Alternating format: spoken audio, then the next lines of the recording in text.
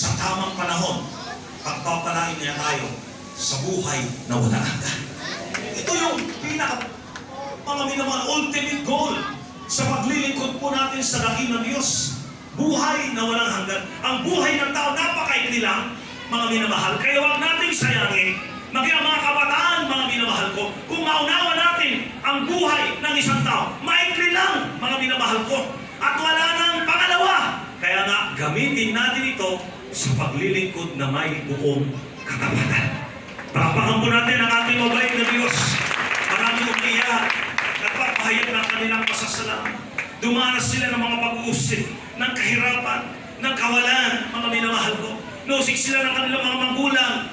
Nabibighati ang kanilang puso. Ngunit habang sila nagpapatuloy, nakikita nila ang pagkilos ng dakilang Diyos sa kanilang buhay. Pangako ng mahal na Panginoon, hindi niya tayo iiwan, hindi pababayaan. Palakpakan po natin ang ating pinakamamahal na Panginoon. Praise the Lord. Hallelujah. Kaya nga po mga minamahal, sa tamang desisyon, mga minamahal, hakbang at oras na ito, mga minamahal, ay panahon na itinakda ng ating dakilang Diyos, magtatagumpay tayo.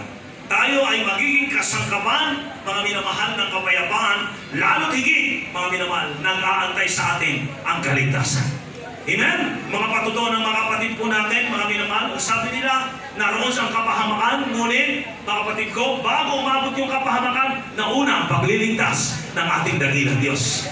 Halos lahat ng mga mananampalataya nakaranas niyan, mga minamahal, na kung saan, mga minamahal, naroon na si kamatayan. Ngunit, mga minamahal, before na umabot sa atin si kamatayan, nauuna yung pagliligtas ng ating dakilang Diyos sa atin. Dahil tapat ang Diyos na ating pinaglilingkuran. Totoo, mga minamahal, na dito pa lamang sa lupa, pagpapalain niya tayo. Na dito pa lamang, mga minamahal, kapag naglingkod tayo na may buong katapatan, ang kanyang pangako, tatamuhin natin. Lalo't higit, ang buhay na walang hanggan. Amen? Kaya huwag tayong manghinawa. Di pa tinugon ang ating panalangin. Di ka pa gumaling.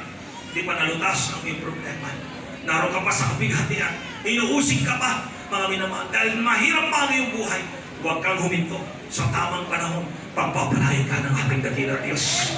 Sa tamang panahon, pag-agalingin ka ng ating dakilang Diyos. Sa tamang panahon, ang bigat ng problema na yan, hindi mo namamalayan, mga kapatid. Wala na, lutas na. Kaya kapag balikan mo, parang hindi mo kaya. Dahil mga minamahal, saling at hindi natin kaya. Bakit nakakayanan natin yan? Dahil mayroon tayong kasama.